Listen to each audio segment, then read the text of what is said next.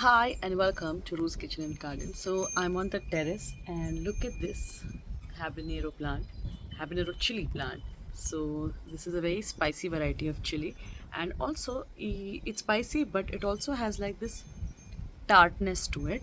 So if you use it in your mutton bhuna or your curries, you just half or even one or even half actually will give you a lot of heat, and also along with the heat, it will give you that tartness.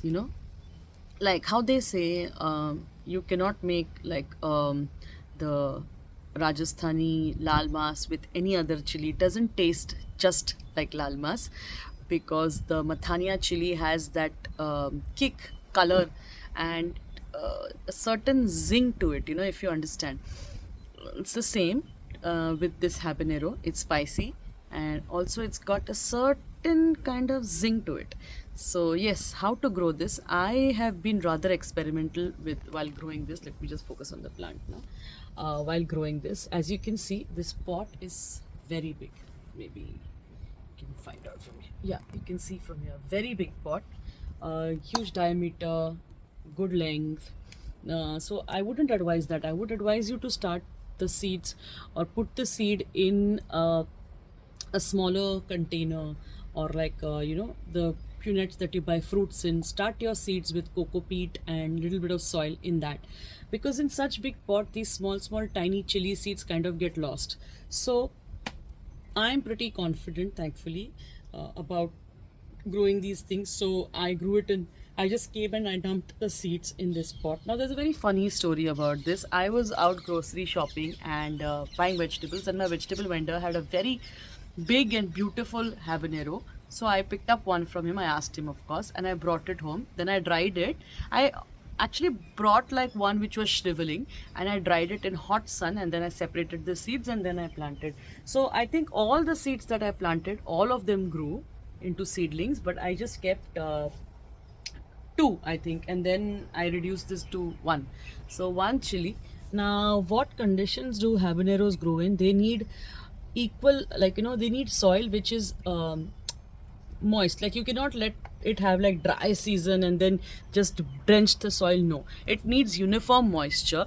And also this plant needs a lot of sunlight, so 6 to 8 hours of direct sunlight and equally uniform amount of water. Then once these fruits come, to increase production, to increase their size, you have to fertilize them every 2 weeks. So you can either add like a seaweed fertilizer, or you can add like a fish emulsion, or I'm also going to add chicken poop fertilizer to it, and also I'm going to do a fish emulsion.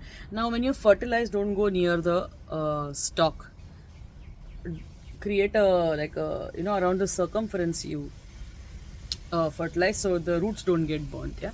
And yes, so if you have less honeybees, come and pollinate these flowers. Like I come here and I stick my finger here in between the flower here, and then I go around other flowers, and then I just, even for time pass, I keep moving my finger inside. So that's about it. I think that's how you pollinate if there are no honeybee activities here. But I have a lot of honeybees here on the terrace because I'm also growing flowers around it. So yes, we spoke about soil. We spoke about how tall does it go. This soil really grow tall. Sometimes it grows even up to 7 feet. So you need proper support. So I've kept these sticks spare here.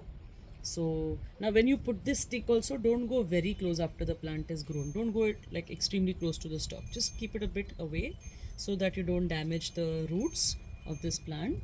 And then just put the stick inside and then tie it, or then support it. Okay, so that's how you do it.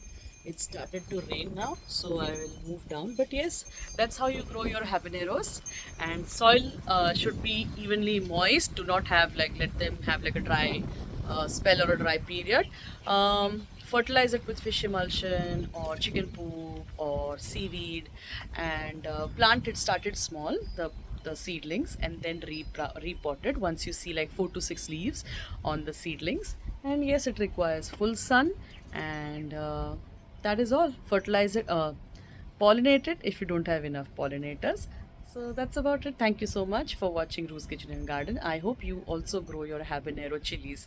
And if you do not forget to share it on our Insta page. Thank you once again. Bye.